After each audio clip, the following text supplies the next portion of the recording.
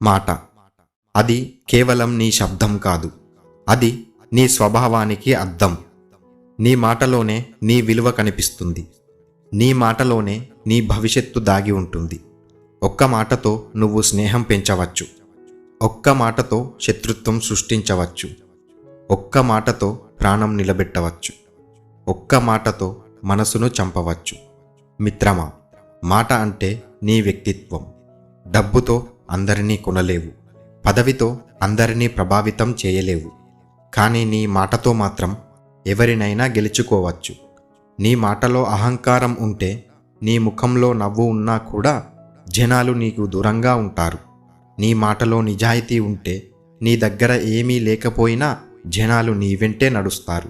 గమనించు మిత్రమా, మంచి మాటలు మాట్లాడేవాడికి దారులు అవే తెరుచుకుంటాయి. కోపంలో మాట్లాడిన మాటలు తిరిగి వెనక్కి తీసుకోలేము.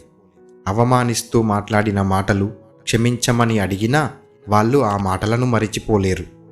అవసరం లేని చోట ఎక్కువగా మాట్లాడితే నీ విలువే తగ్గుతుంది.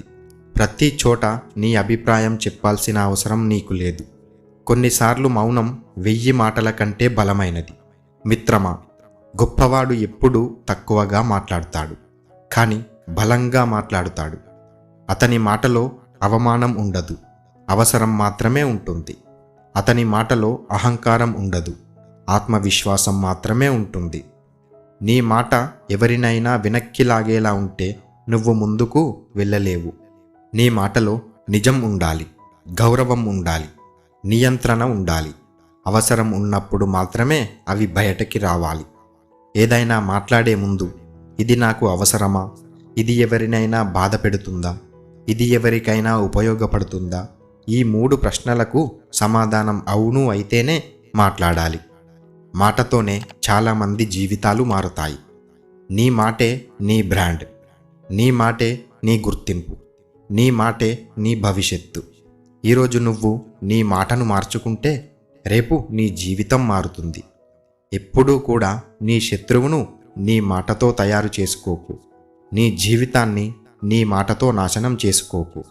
నీ మాట ఎలా ఉండాలి అంటే, నువ్వు లేని చోట కూడా నీ గురించి గౌరవంగా మాట్లాడేలా. మిత్రమా, మాటను కత్తిలా కాదు, దీపంలా వాడు. ఎందుకంటే కత్తి గాయపరుస్తుంది, కానీ దీపం దారి చూపిస్తుంది.